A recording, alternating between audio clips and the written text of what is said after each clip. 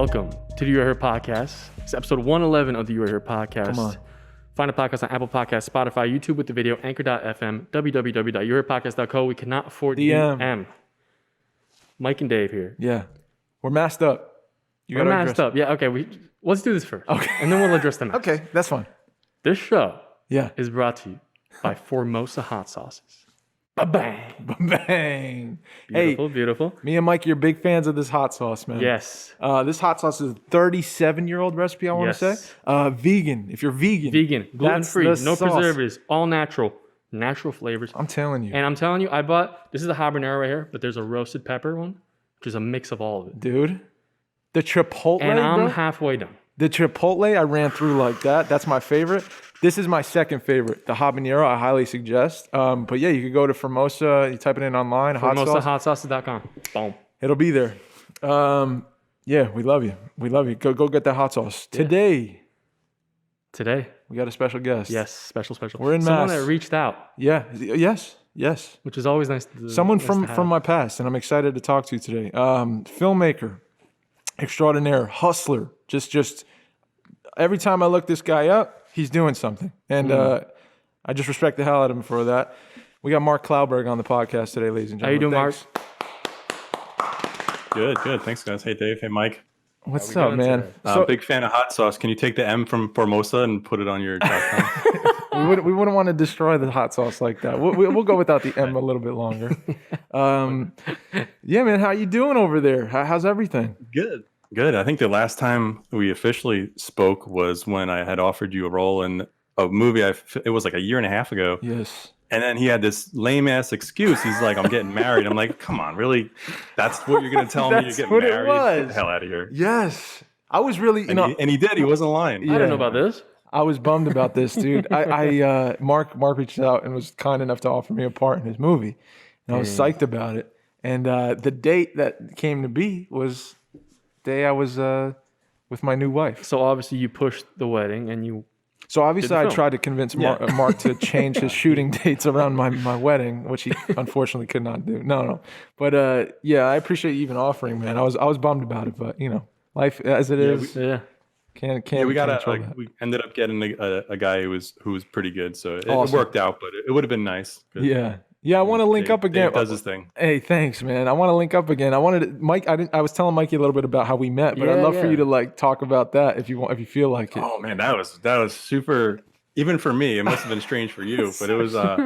So I made this movie called The Last Visit, maybe like 4 years ago now, and I needed it's about an old man and a little girl. They're on the couch, and he's showing the little girl old footage of when his wife was alive and stuff like that. So I needed to create this footage. So I usually you do like backstage for actors and stuff like that, but for this particular thing, I did. Wasn't it Craigslist?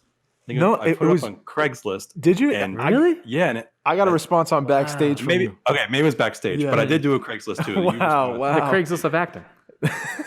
Basically, And yeah. I just needed 2 people for 2 hours. It was paid, but it wasn't a lot of money. And Helen, who ended up being the star of the new movie, Shout I out made, to and Helen. Dave Shout out to reached Helen. out, and we just hung out for 2 hours in a park and took some old school.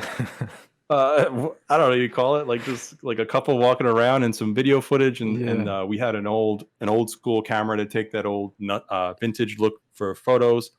And then the little girl who was the star of the movie, she made this scrap album of all the pictures, and that was kind of like a prop on set. And we also used the pictures and dated them and made them vintage looking, like the end credits and stuff. But Nice. yeah, there's a scene where they're watching the black and white footage of Dave and Helen in love, and it was strange, but it did work out. I was very pleased with where it ended up. Yeah, man. Beautiful. It was a weird day, huh? It was. What about you tell me? 'Cause Yeah, for sure. I think what I remember most is showing up. It was really cold. Where were we, man? Where was that was Alaire State Park in Lakewood, New Jersey. I want to go back. No, there. Howell, sorry. Howell, New Jersey. I want to go back, dude. I always try to think of where that was, and it's one of those distant memories I can't recall where we were.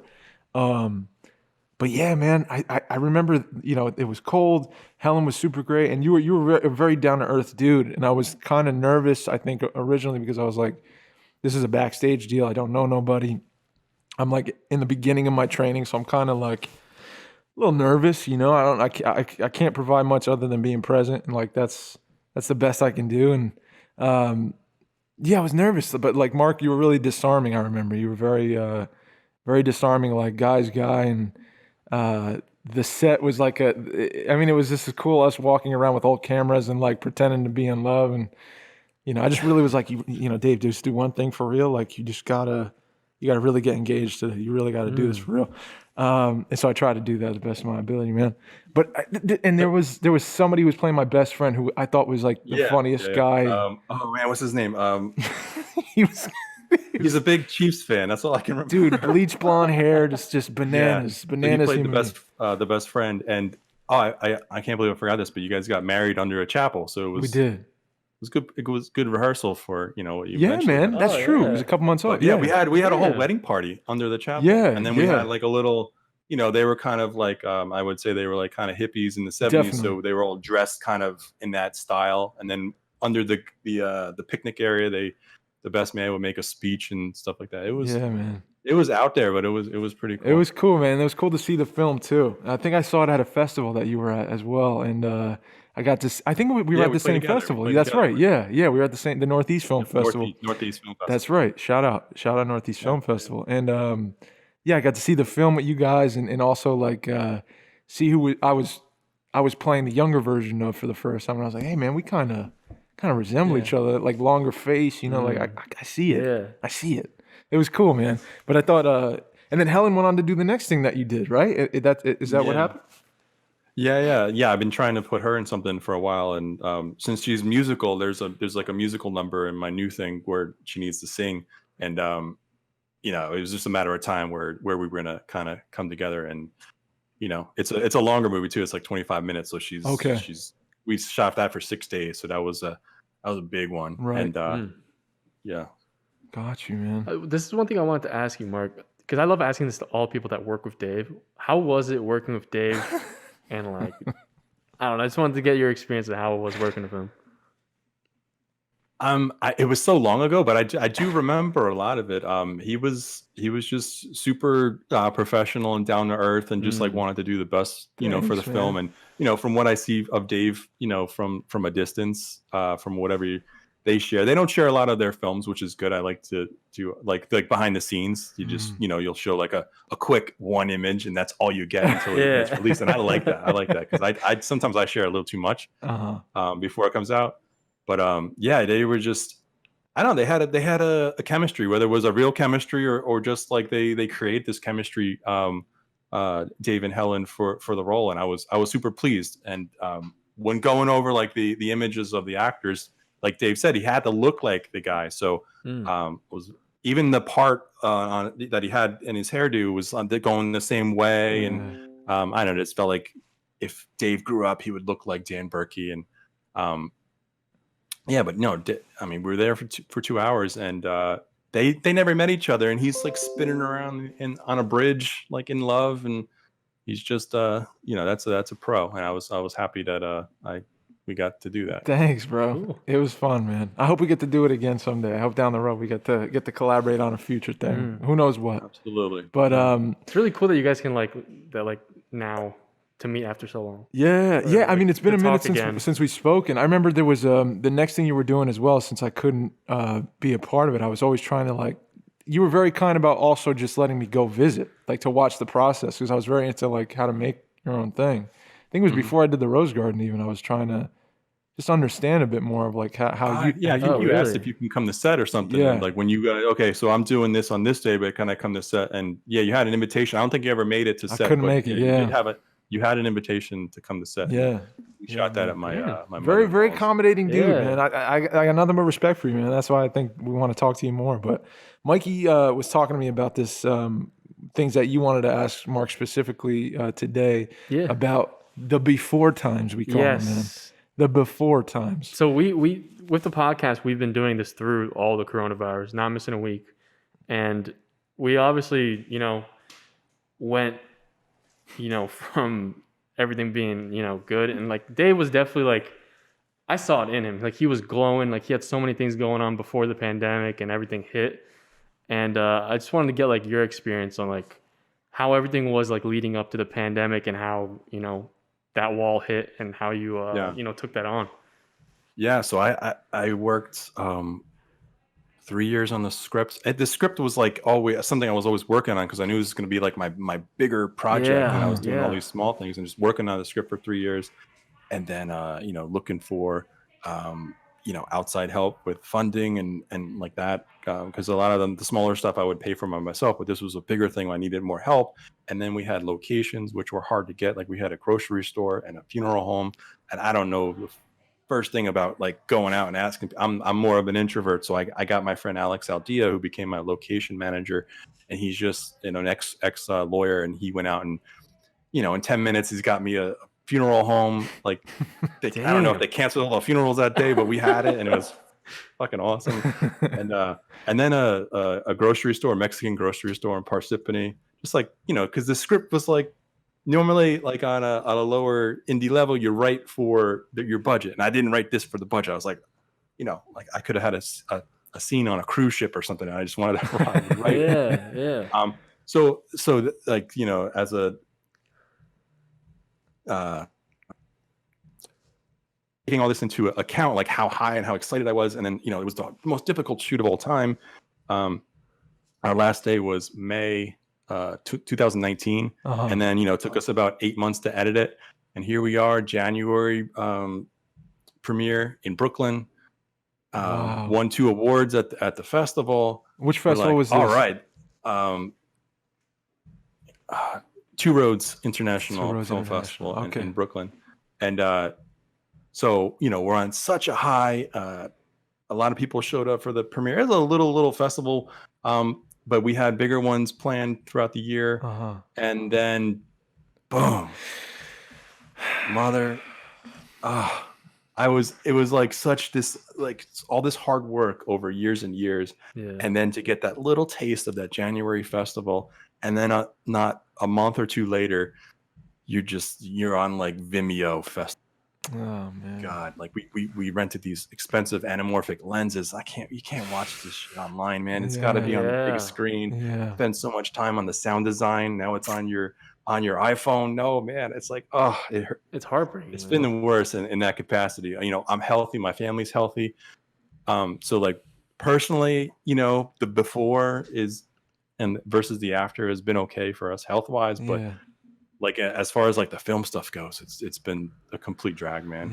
And I'm sure it's the same for you. Yeah, man. Yeah, I mean, I struggled pretty hard. I had it was like the Rose Garden for me was like a culmination of like me and my training. I felt at my best. I wrote a thing that I was really like moved to make, and it happened pretty fast, but I was really grateful for that experience. And this next thing was, I wrote it with my writing partner, Carl Fernandez, and my filmmaking partner, shout out. And Mikey was involved in the process too. He was on set, and he did sound for the film. It was just a short, but I wrote it as well, and it was like that same thing where everything was building to this like beautiful moment where we're all together collaborating, telling a story, which to me it's my favorite thing in the world. And this was 2019 in November. Am I right? Yes. November 2019. November. So we wrapped it in November 2019. We had it edited by early February, for the most part. And, you know, we were starting to look into the festival deal and getting our list up, and bang, just hits. And in the meantime, you know, like right before that as well, I feel like for my acting career, I'm in LA, and I'm on these production meetings with my buddy Julio, shout out Julio. And he's saying we're going to do this short in July in Texas, and then this one in August, and this is what we're going to do. This is how much it's going to cost, all this stuff, and you're going to act in this. And I'm like, Mikey, I think it's working, man. I think 10 years of me working at this thing is finally coming around. So it was just ground, like my whole, it felt like the rug was pulled out from under me completely, man. And I know a lot of people feel this way too. So it's cool that we get to talk about this now in 2021. But man, I I wanted to kind of ask you, I don't know if you were affected. I mean, I'm sure you had some kind of, you said it was a drag, to use your words. I felt like devastated, man. I felt like there's no point. What's the point? I can't audition for anything. I can't, I can write, but I don't want to. I don't feel creative. I feel kind of like, if there is a God, what have you done for me, man? Like, this is bullshit. This just doesn't seem right. So, I just wanted to ask you that, man. Were you struggling at all? And you have a family as well. So like the pressure of like taking care of your family in the midst of all this stuff, getting groceries even in the beginning was like going to war. And not that I know what war is like. I'm not saying I do, but it was like scary, man. It was fucking devastating, scary, unsettling. And I felt very vulnerable in the worst way, man. So I just wanted to know like how it felt for you, dude, going through all this. Yeah, it was so unknown too, because you would hear, the CDC coming out with stuff and then changing their minds the next day. Like, remember that? It was like crazy. It was like, wear masks and then don't wear masks. Oh, by the way, wear masks again. I'm like, oh my God, like what are we supposed to do? Yeah, like, man. And I just remember, the first thing when it happened, and then you went to the grocery store for the first time and you couldn't get toilet paper. And then like we're asking like neighbors and family members for toilet paper, and we would find it and buy some and shit. I would go to my mom's house and give her 2 rolls and like what the like how is this happening? And going to stores was scary. And then my wife's father has cancer, so we were trying to protect him the entire time, which is tough. Thank God he just got his he's getting his second shot next week, so beautiful. That's good. Yeah, it was insane. So we had the choice to obviously the kids were all home. Yeah. So I have a senior and in high school going to college next year. Wow. And then I have a 14-year-old going to high school next year. Oh man. So I feel like if they were younger, I don't know, maybe they would have been more naive, but I think they're mature enough to handle it. But then again, it's like, oh my God, if I've never experienced this, how the hell are they gonna like? I mean, I feel like the world they grew up in has been a little more, I don't know what's the word, aggressive, or just with like social media and computers and stuff. You just so much more information. So it's like, I don't know, it's more. I don't know. I feel like kids can be more prone to getting depressed or affected by all these images and this information, and they should know things at the ages that they know things. You know what I'm saying? Definitely. But we've tried to limit their stuff growing up. You can't limit it all, and I don't want to be like that overbearing dad anyway. Yeah. But when September came along, I actually let them choose if they wanted to go in or stay. Hoping that they would stay, and they did stay home. They've been home all year. They haven't whiffed a classroom. They've been online. So that's my daughter's senior year of high school, just being online the entire time. She was made drum major of the marching band. Oh man, good for you. Season canceled. Oh, so she never got to do that. So imagine like being, for me that'd be like the captain of the baseball team. Yeah, that's sad. Throw it out the window. But hopefully she'll get to continue that. Definitely. Into college. And then you were talking about you were struggling to write stuff. Yes. I was struggling to write stuff for months and months and months. And I had a couple friends like, we gotta make something when this is all over. We have to have it done and ready to go. Yes.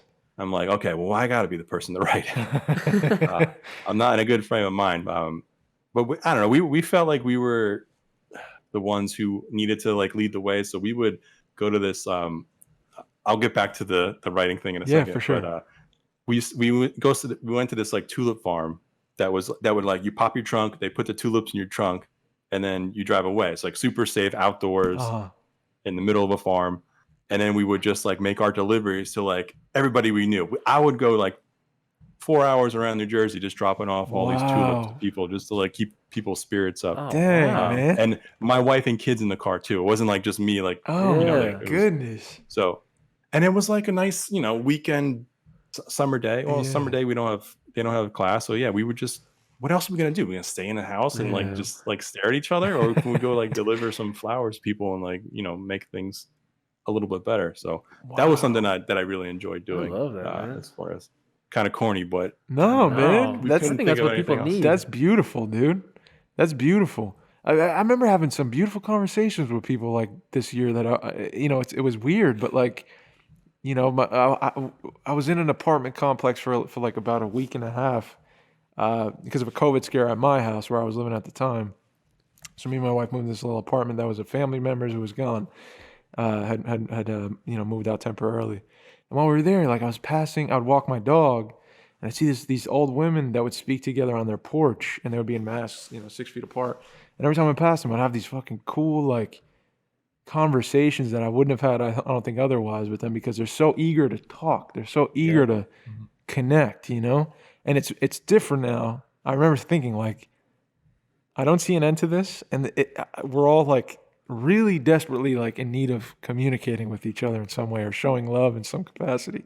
So I just remember that those two women specifically, because I think it was the first time I like broke my social ice that I had kind of formed. Yeah, man, I don't know. I'm a pretty social guy, but like, you know, March, April, May, I was pretty icy. Yeah. Stop calling people. May was Mother's Day. I think so. I remember we took the kids to you know, both mothers, and I just remember my mom like kind of like, she's in the driveway, we're staying in the car. Right. You know, that's Mother's Day, right? On Mother's Day. And she's like yelling to the kids, "I love you," and like crying. Man. And it's like, oh my God, what 2020, man.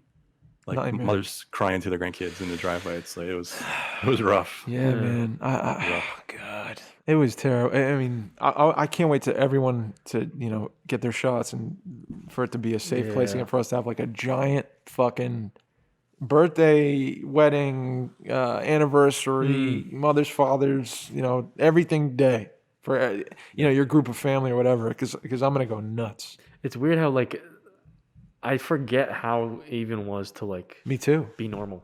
I watch shows now, bro, and I swear to you, I'm like, oh, you're not wearing a mask, dog. You're going to the grocery store, you don't have no mask, man. What are you doing? But this is Broadchurch in 2017, you know, like, relax, man. It was the before time. But in my mind, like, I'm trained now to like, you gotta do it. This is a stupid thought. I don't know. Well, we can spend 3 seconds on it. Do you think it's gonna be weird to write films with people not wearing masks? No, Okay. I don't. But I think it's the opposite.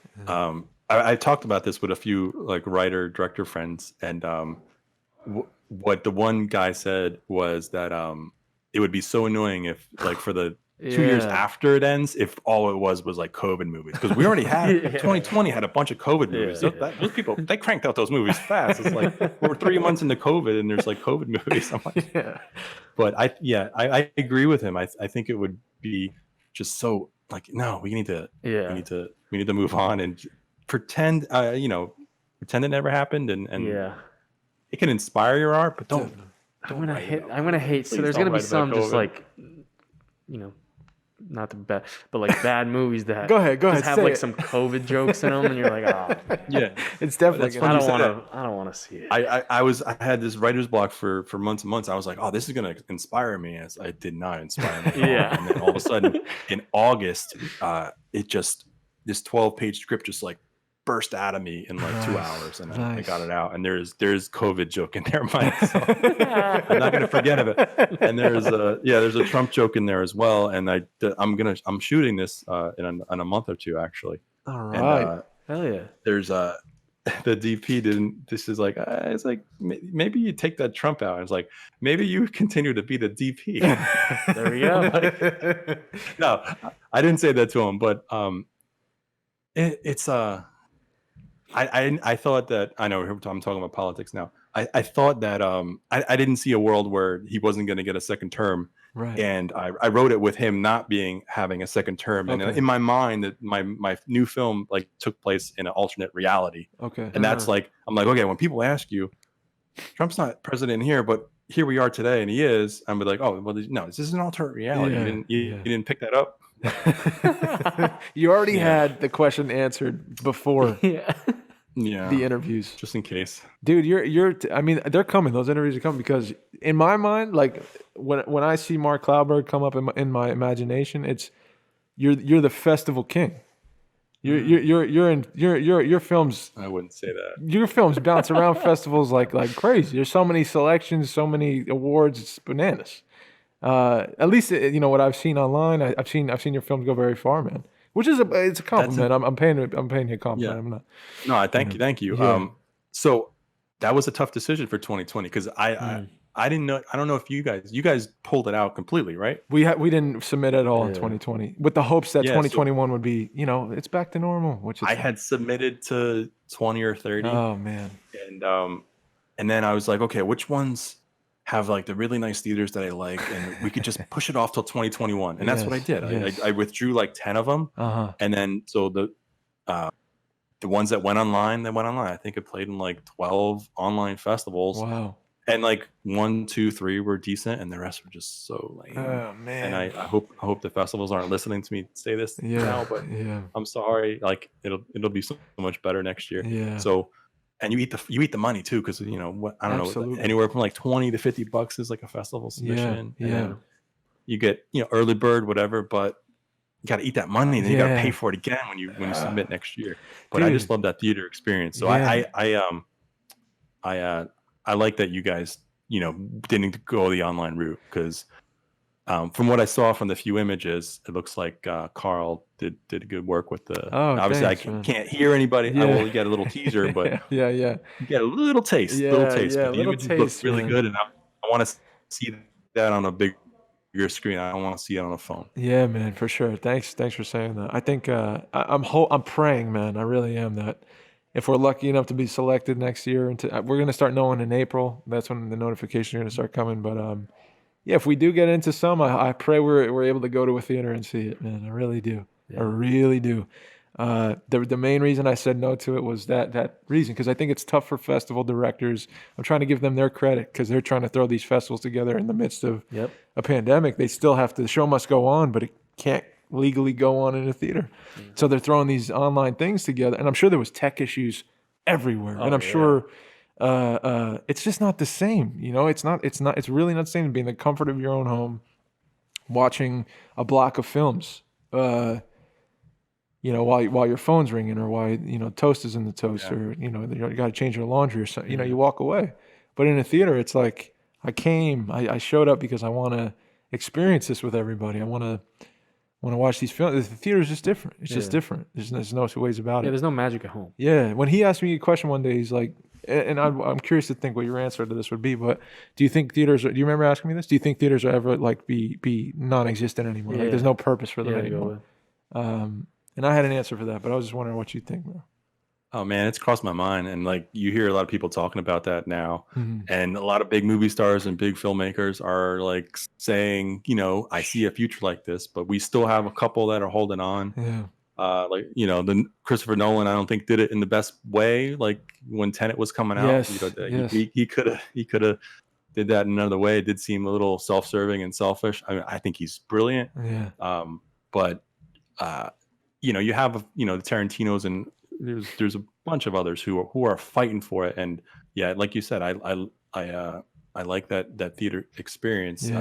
So my answer to your question is hell no, it better not ever happen. And actors and crew people always ask for links to the films like before it comes out. I'm like, no, I say it before we even start. Like, you're not getting a link. If you want to see the movie for the first time, for the first 2-3 months, you got to see the theater. After that, I'll give you a link. I don't care. But you have to see it for the first time at theater. I don't care who you are. I like that, because then they're going to be sharing links, and next thing you know, the thing's out there. And you better password protect that thing if you send it, because it's going everywhere.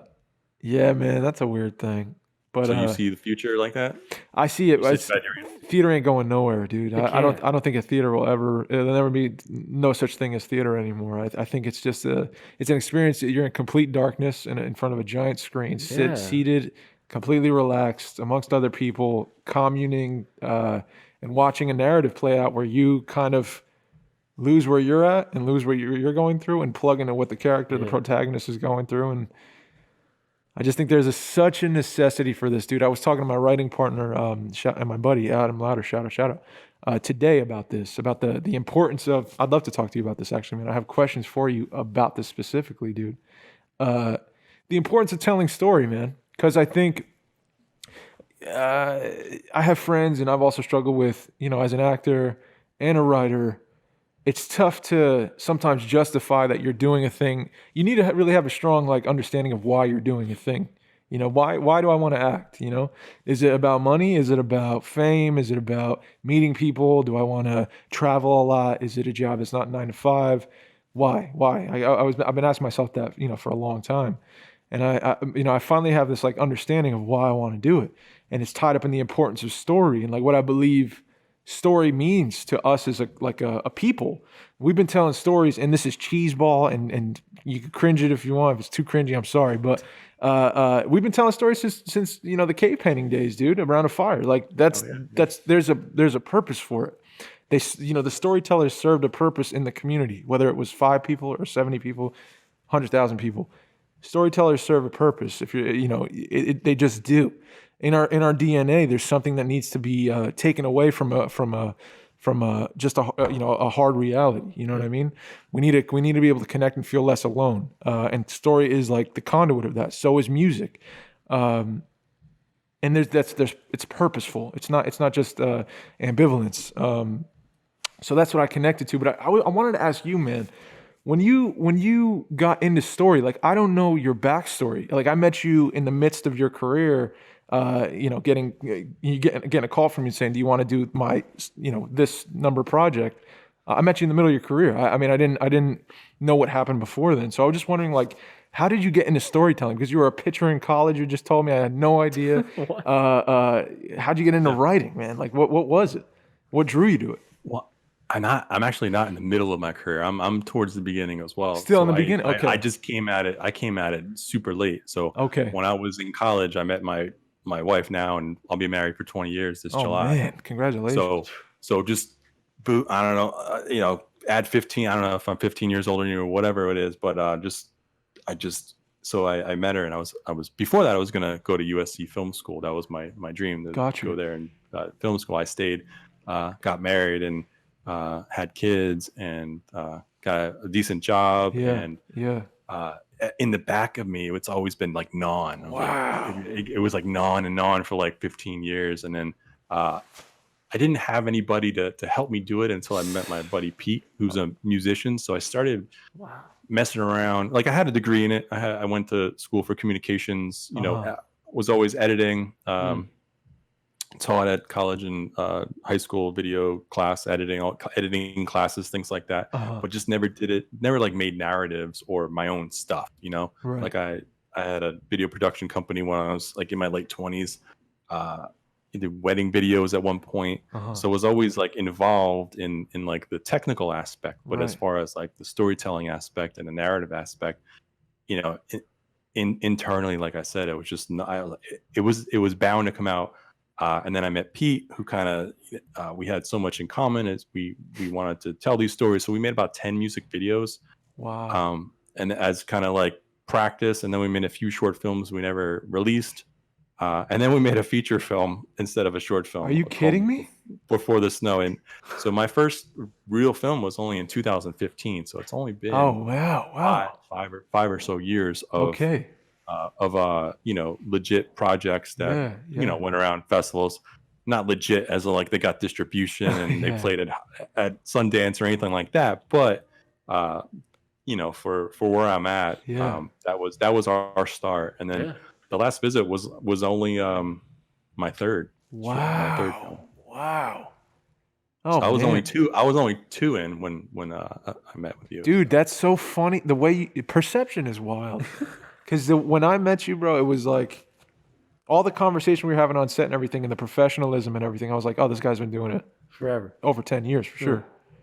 So that's funny. I appreciate that. I mean, I have to act professional in my day job. I work in higher education as a program director for an online university. I've been doing that for 12 years. Started when my son was 2. Wow. So I was like working in the colleges and high schools when he was 2, and then all of a sudden I got this crazy job where they hired me to come and build all these degree programs from home. I've been home for 12 years. Wow.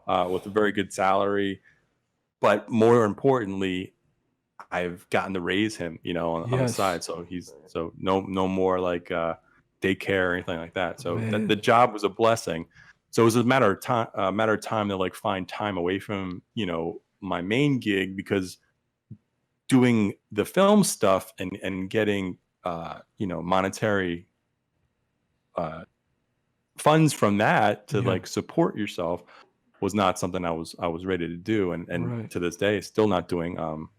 I made money writing a script for somebody and a couple of little things here and there, but I'm not moving to LA anytime soon and directing films for Focus Features or whatever. But I'm still not going to stop doing it because maybe that is in the cards in the future, but who knows. I love that, dude. I have such respect for that, Mark. I think that's beautiful that you know what you want to do, man. It's something maybe it's unexplainable, but it's something that's alive inside you is storytelling. And you've raised your family and you've done everything you've had to do to support your life. But you also don't give up the thing that makes you wholly happy. I think that's so admirable, bro. Yeah. I respect that a ton. I'm trying to do that with my life as well. And I'm willing to do anything on the side to keep and this is what we usually do with this podcast too, is we bring people on who we brought people on who are very successful in their careers and very well established and well off. But we the majority of people in our circle are people like us who do have day jobs or who are on the precipice of something they believe very strongly about. They know what they want, and it's a tough career choice, but it is a beautiful journey, man. I really believe that. How else would we have met? You know what I'm saying? I would have never. The odds of us meeting are crazy at a park in a cold whatever day it was, and Helen and everybody. I mean, it's such a rewarding journey. That's my belief. It's just such a rewarding journey, no matter where you're at in life. I think if there's something, because you could go to the grave, honestly, man, and I could too, holding on to that thing that's inside of us, that's whispering to us at night. I read the Bluebird. I don't know if you read Bukowski at all, poetry, but this poem by Bukowski is called Bluebird. I highly recommend it. Very short. But he just talks about this bluebird in his chest and how he quiets it in the daytime and he hushes it and he stomachs it and he says, stop crying, don't cry. And he takes it out at night to keep it alive. And I very much relate to that, man. And I think if you have a dream like we do, or a clear vision of what you want, or a few goals you want to accomplish because you feel something inside you, whether it's music or some kind of art, painting, telling story, whatever it is. It's not easy, but it is. I don't know another way, man. I don't know another way of quieting that voice and just saying, I'm gonna live my life, ignoring this calling, dude. I can't do it. I can't do that. Yeah, you'd be miserable. I'd be miserable. It's like a fever, and you can't get rid of it, and you just have to. They say feed a cold or whatever. You have to. You just gotta keep. And it's for me. It's never. I can't just like force it out because I don't think I'm like a born writer. I gotta wait for it. I feel the same, dude.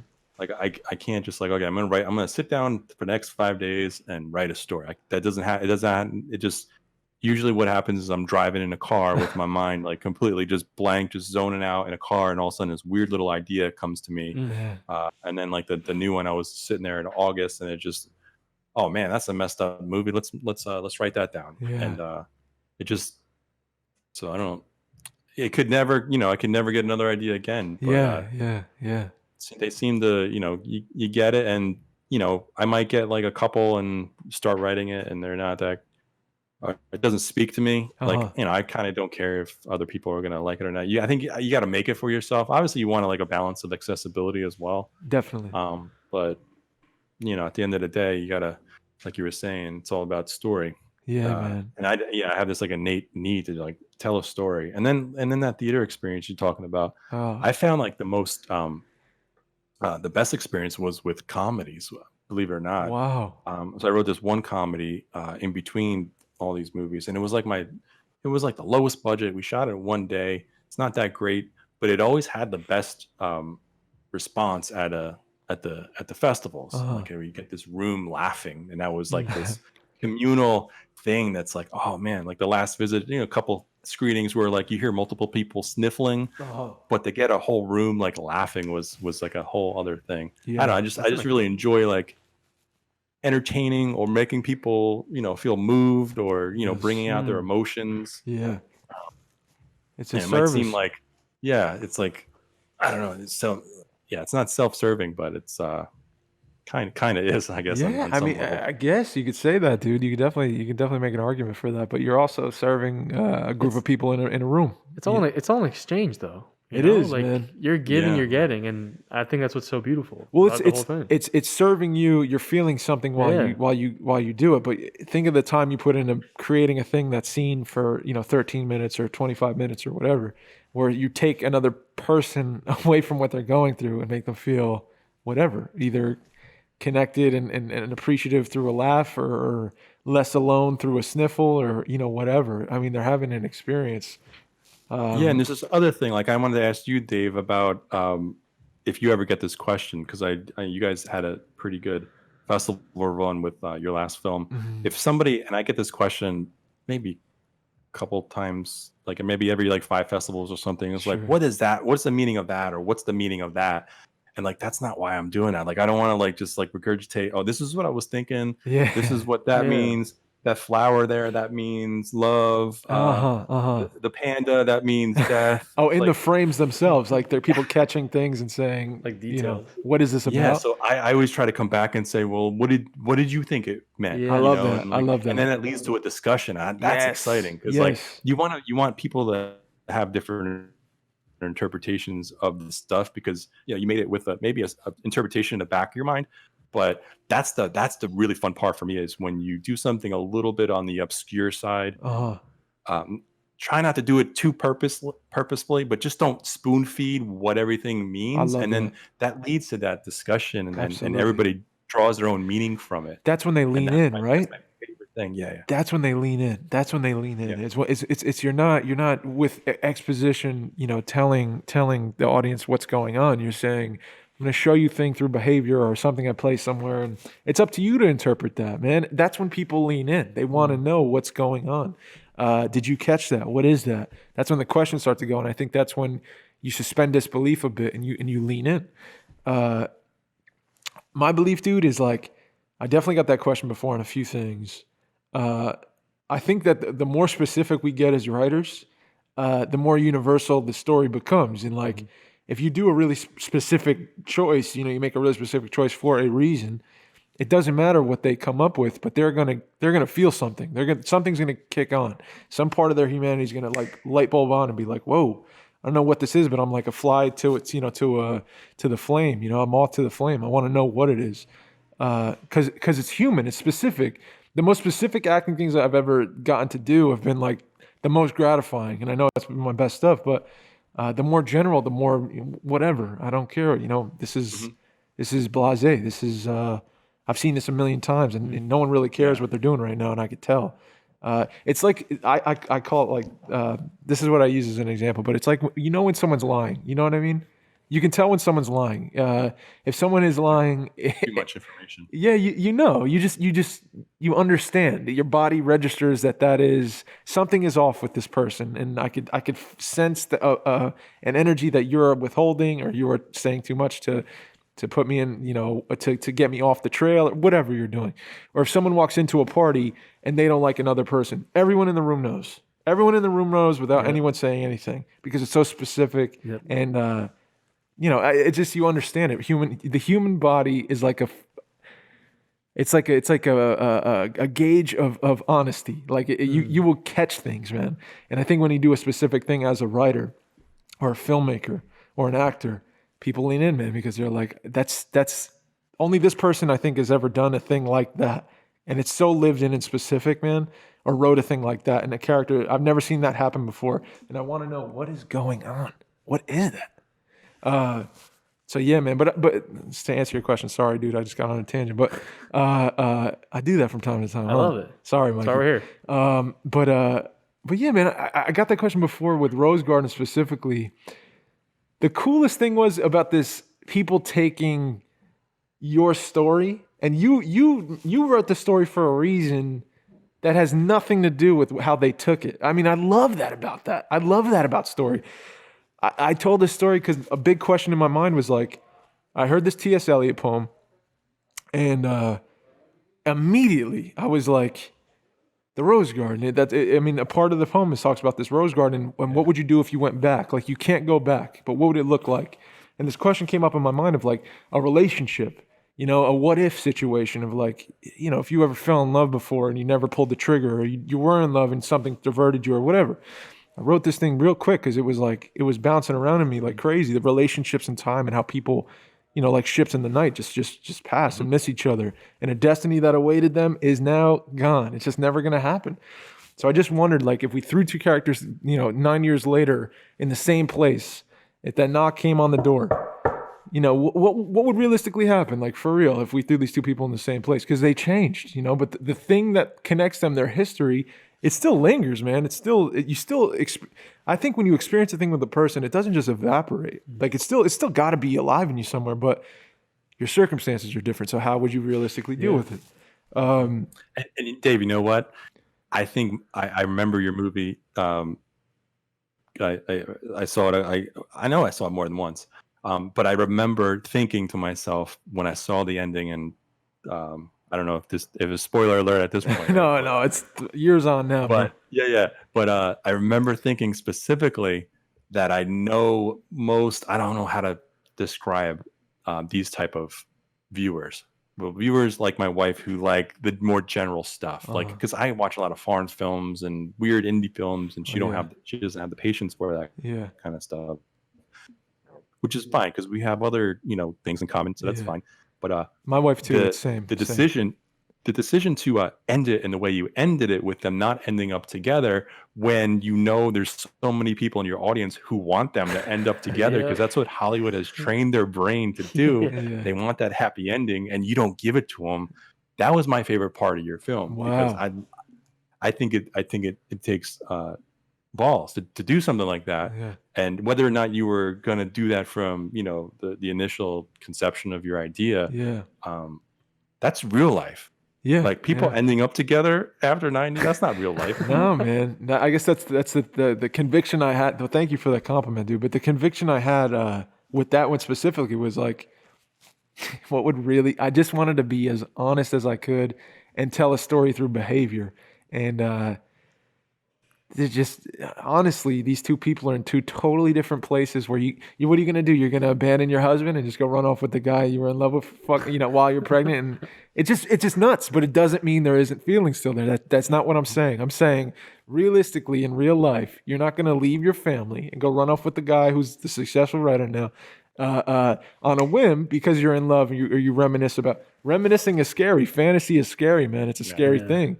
I like how you tease it though, because they do have a little romance that night, over a glass of wine, right? And then you're like, oh no, she's gonna leave him. And she might have, maybe for a second there was like a let's go now, and sure.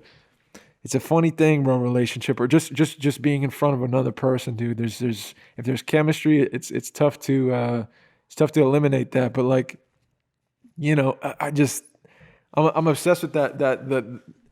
The way people took that story and made it their own thing, where it's not even my thing anymore. Yeah. I love that, man. I wasn't expecting that, and I know you've experienced this too with your stories. I guarantee it.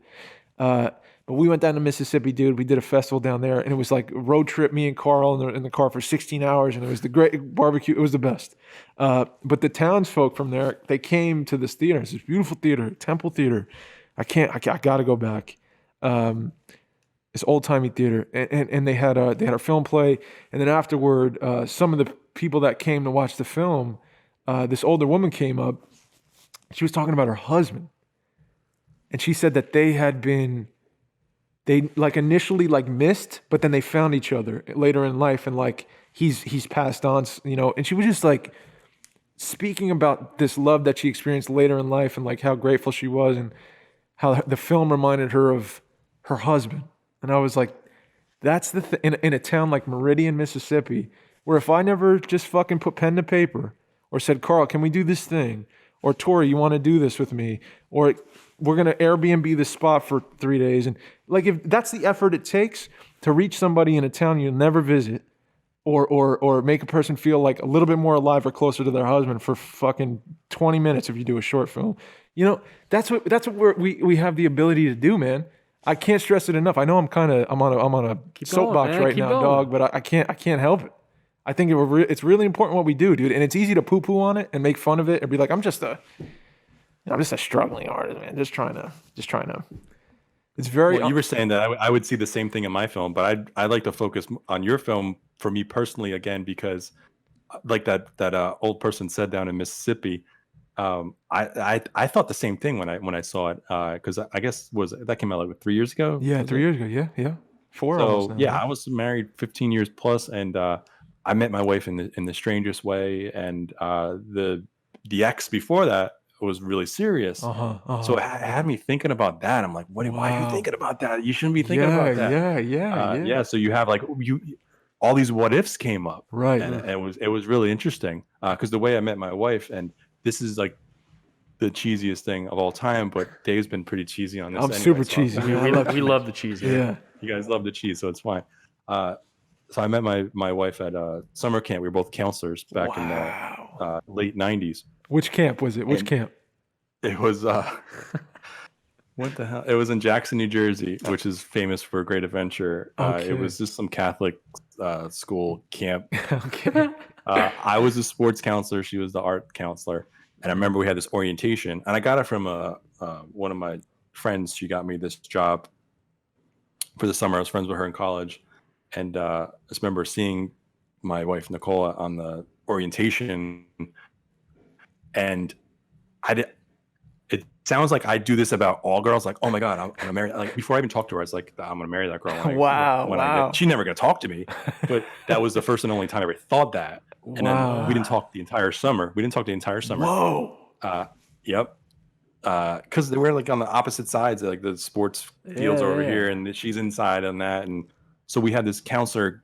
We all went out to TGI Fridays at like after the last day, and she's like, we'll have to hang out because her friend went to Stockton. I was going to Stockton at the time, and then she just showed up at my door at Stockton. And then Come on. that was it. And then like 2 years later, we're married. Wow.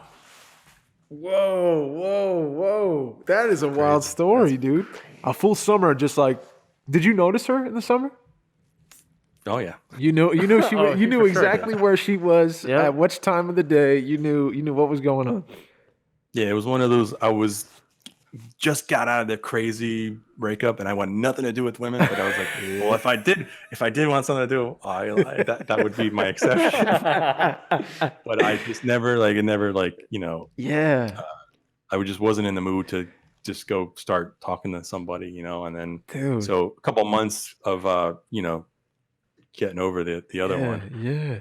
So that's the thing that influences the timing of that, dude. I get so swept up in this specifically, like the meeting and the timing of two people like crossing paths and either saying yes or no no. Like I go nuts for it because it's so much about timing and maybe you believe in destiny or fate or God or I don't know. I'm kind of leaning that way. I'm kind of leaning on this more spiritual thing happening, but I just think like imagine like you stuck it out with the first ex that you had there, and it was serious, right? And then you just you continued on that road. Yeah, it was really serious. You want to know how serious it was? Oh no. She was a volleyball player at Stockton, but before that, she my friend had a house in LBI, Long Beach Island, New Jersey, beach town, and his parents didn't want him at the house. It was like winter when we first started going there. He would like open the windows. My parents' house. I'm like, your parents want you in this house if they don't. You don't have the key to it. But then summertime comes and we go there summer. He's got the key, and there's these girls next door, and they're both from Ohio State University. Okay, Sooners. And then we were just hanging out with them for a couple of days in the summertime, and then they drove back to Ohio State, and I was talking to this girl for a couple months, on the phone. And then next she comes out to visit me a couple of times. I end up spending an entire summer out in Ohio. Wow. At one point, and then she transfers to Stockton.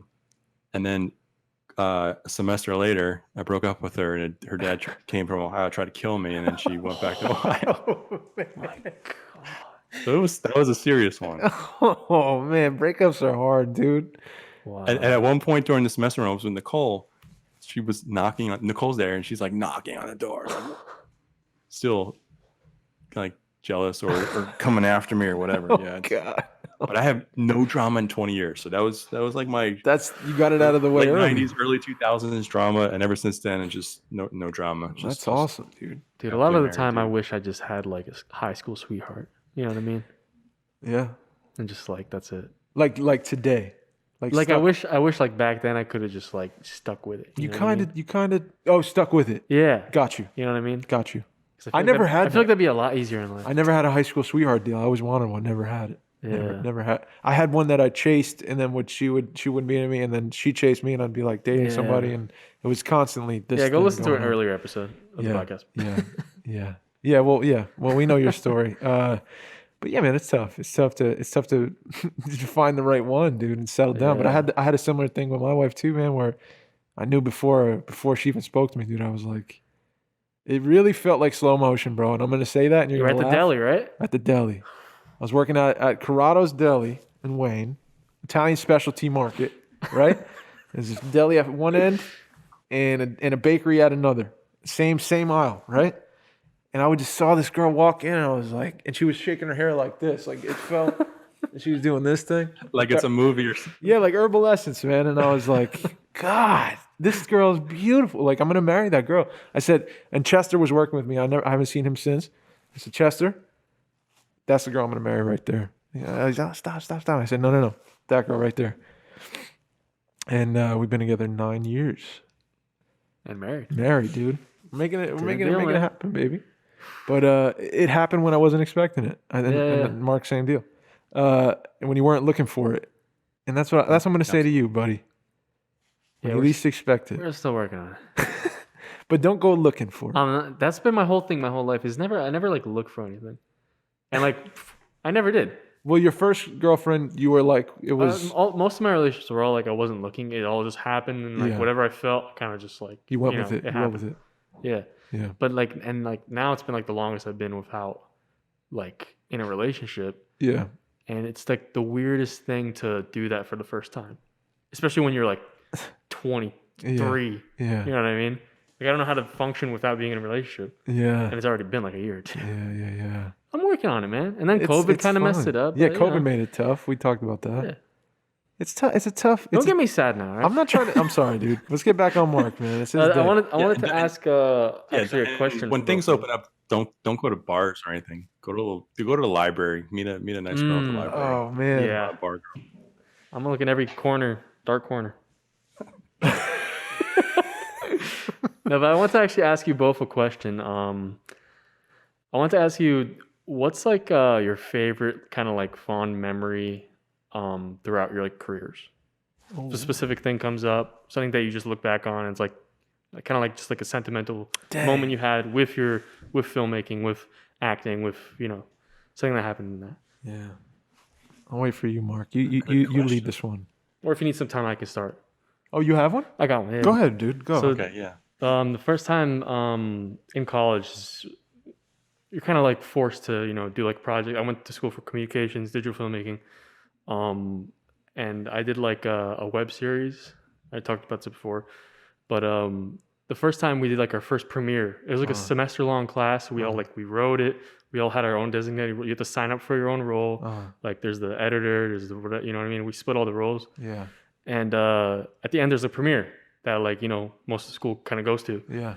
And we had like a full auditorium, and I remember just like after like this whole time, it was so hard. It was, but like I loved the feeling of just being in it.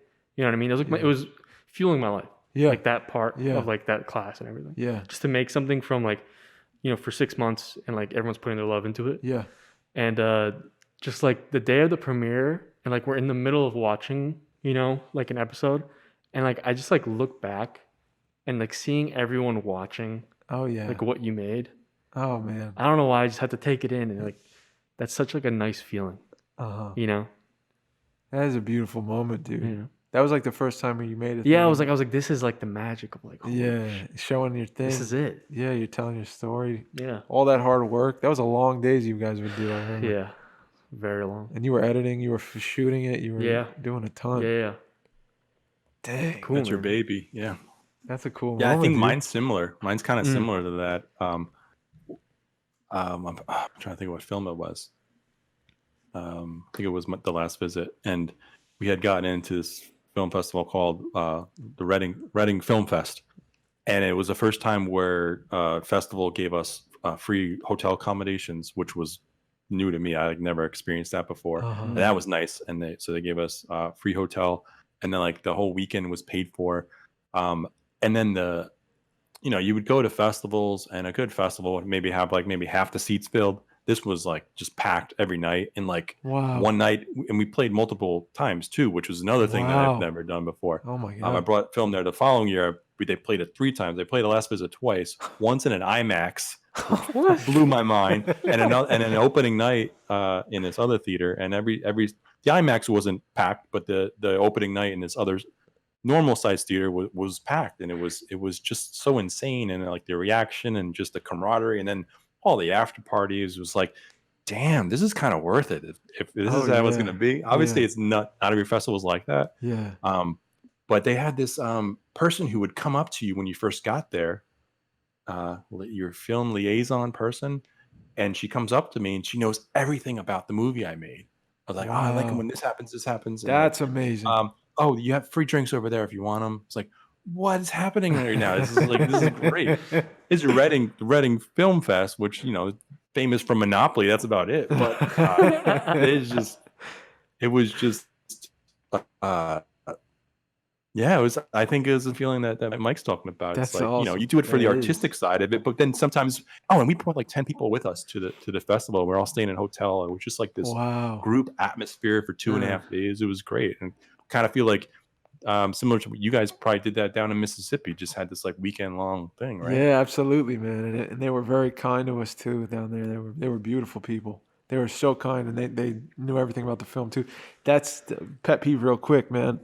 Someone interviews me about a film that I'm in or something, or wants to ask questions about a story that I did or whatever, and I could tell you didn't watch it, dude. I got a real bone to pick, man. That's a tough gig, and I know there's a lot of stuff going on at a festival, and you gotta do the interview thing. You gotta. So what's like the theme of the film? Yeah. Oh, so it was really good. It was very good, and it's like you didn't. I know you didn't see it. I could tell. It's that line. You're talking about like the person like doing the Q&A at the doing end. the Q&A like, stuff. They're supposed to know like. What yeah. But I could tell they were hired quick, and they're just doing their job, and they're trying to. I'm not being a jerk. I would never out somebody like that. But just when I'm doing it, just know I know you didn't watch it, and know that I'm upset about it. You know what I mean? Because I can make shit up. I should make shit up next time I get interviewed and somebody didn't watch the film and just let it go. But yeah, man, no, I think that's a beautiful memory, dude. I gotta look into that Reading Film Fest. That sounds amazing. I'll send you the. Please do, man. Oh, we took my new film there. Oh, I said we had all online. We didn't have online. We had we did Reading in October. Oh wow. In-person festival. How was that?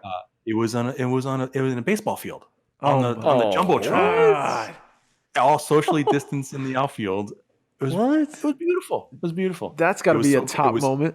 That's beautiful. Very poorly attended, which was kind of sad because this is a festival where you're used to all these people. Yeah. I think there might have been like 12 filmmakers show up out of like the 40 films they selected. Wow. But there was a slight built-in audience. You can't have too many people anyway because it's COVID and everybody's got lawn chairs in the outfield and it's on the jumbotron. That's beautiful, dude. That was pretty cool. Once in a lifetime, that kind of moment. That's sick. As a pitcher, man, to be in an outfield telling a story, like, come on, dude. That's like a marker in your life right there. That's amazing. I bet you didn't expect that one. That's a blessing of COVID.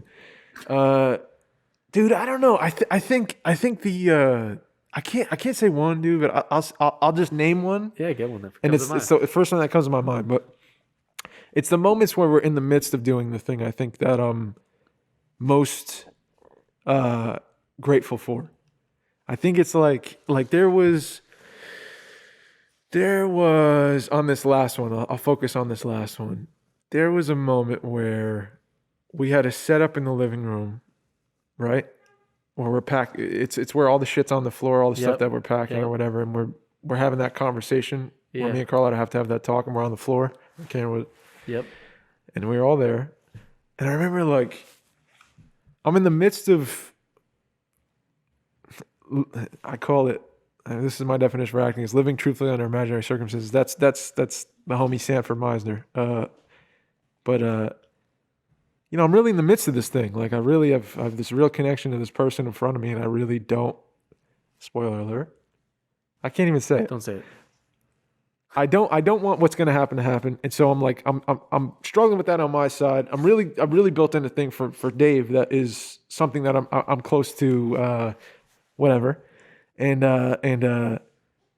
me and Carlotta are locked in, man. Like it's not a game. And I remember I was going through this like really heavy thing, and it was cut, and they were resetting. I was looking at Carl, and I'm sitting on the floor, and all my old baby shit is in these boxes, and we're in this place in upstate New York, and Mike's there holding the boom, and he's like giving me the nod, and I'm like fucking. I felt so connected to everybody and so present. We were all breathing the same air, and like Erin was holding my hand. And she's the AD, and like there it was just the coolest shit. Yeah. It was just the coolest shit where I just felt totally connected, totally in sync with everybody. Everyone was here because they cared, like they wanted to be together to tell a story. Like we all did it.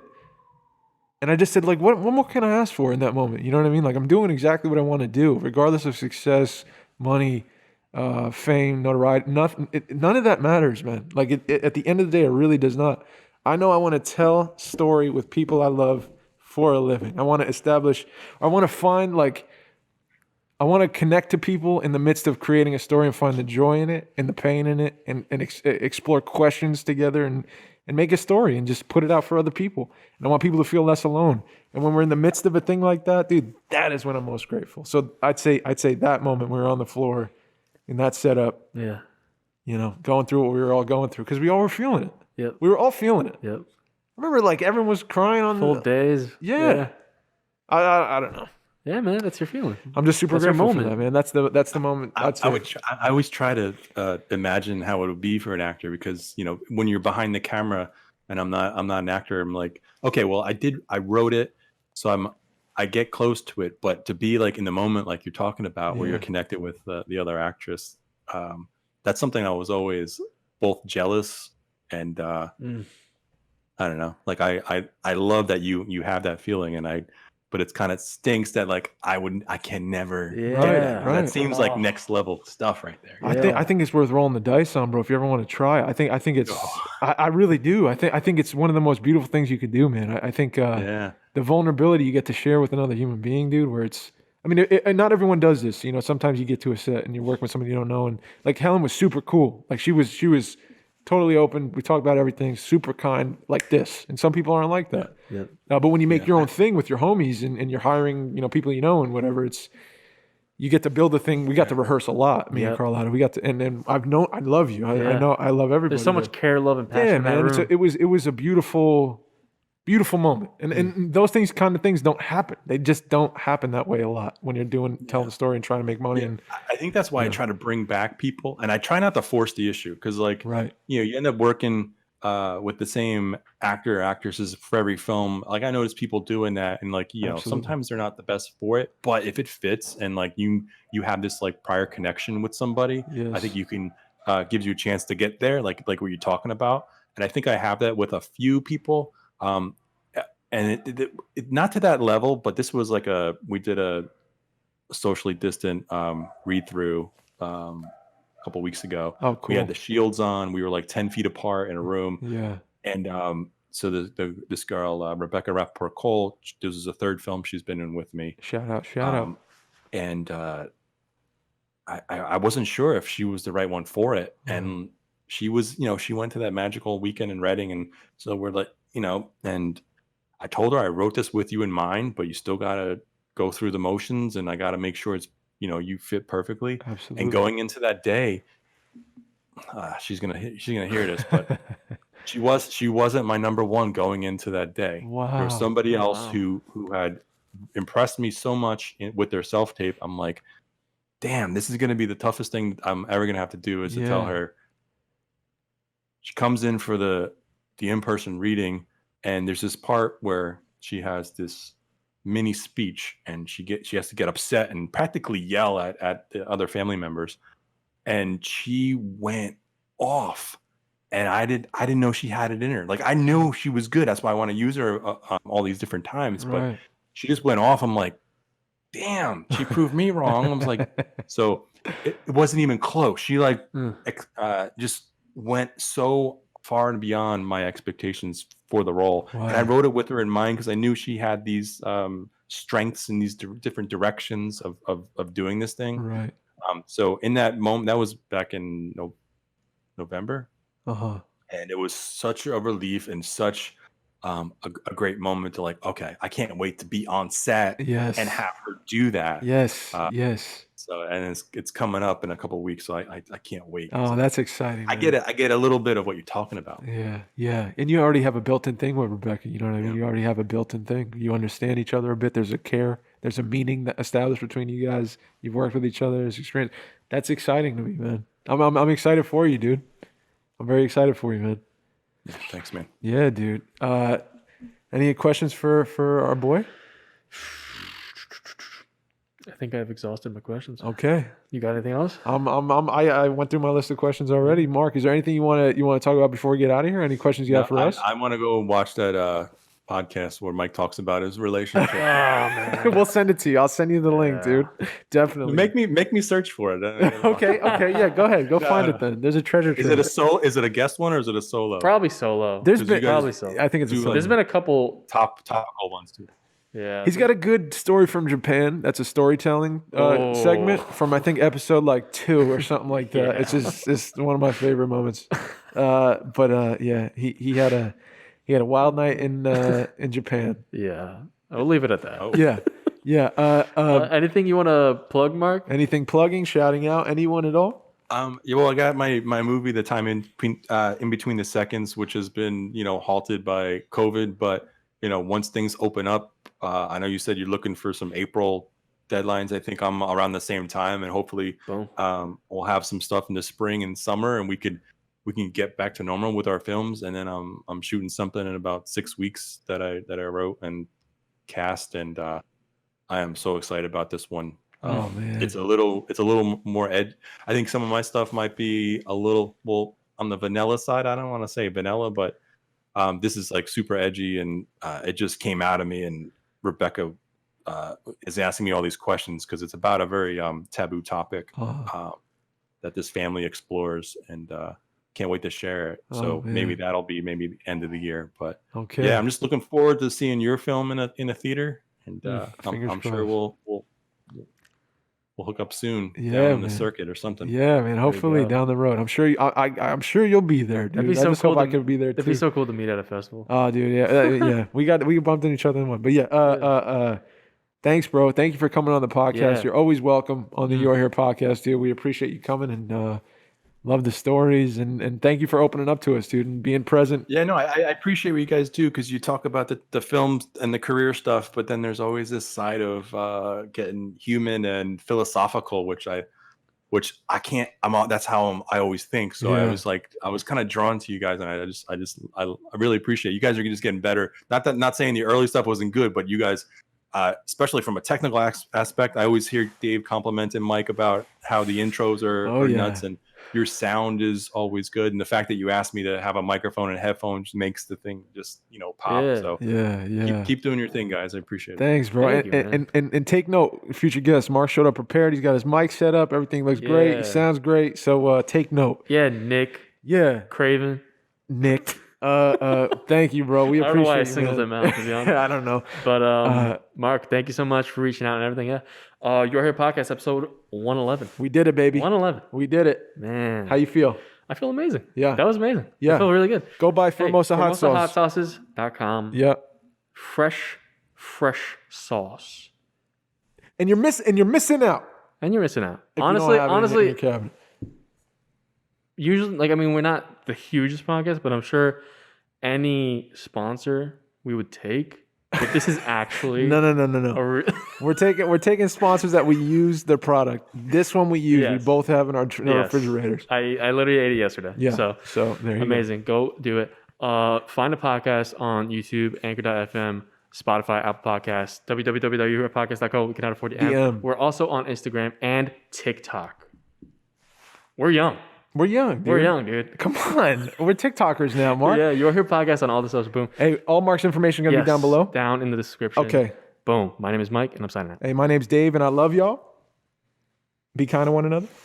Mark? Peace out, guys. Thanks. Bang. There we go. There we go, baby. We did it. Woo! 111. Mark, thank you.